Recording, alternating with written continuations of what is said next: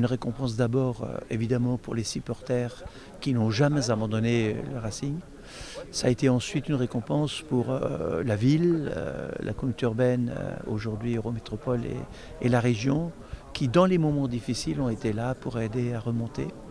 Et aujourd'hui je suis évidemment très heureux.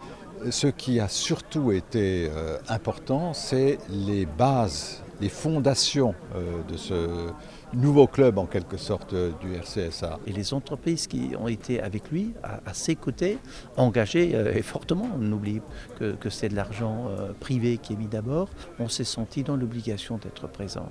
Et j'ai partagé ce sentiment. Évidemment, c'est toujours du plaisir de retrouver ces chefs d'entreprise qui ont répondu présents, parce qu'on est très souvent à parler de l'Alsace, mais ensuite il faut l'incarner. On a essayé de reconstruire quand on a décidé de reprendre le club avec Marc et nos associés, donc il y a maintenant un peu plus de 4 ans.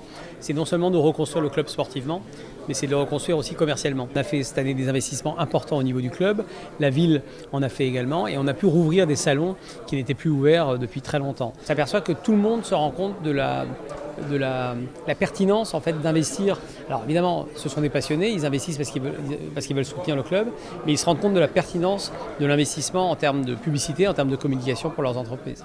On en tire de la fierté, bien sûr, d'accompagner le club préféré des Alsaciens. On en tire de la fierté en interne auprès des salariés. On en tire aussi du business, parce qu'ici, vous savez, c'est pas qu'un club de foot, c'est aussi un club business. Voilà, il y a 330 entreprises qui investissent ici. Et donc pour nous, c'est une formidable plateforme pour parler énergie, pour parler efficacité d'énergie, pour parler business également.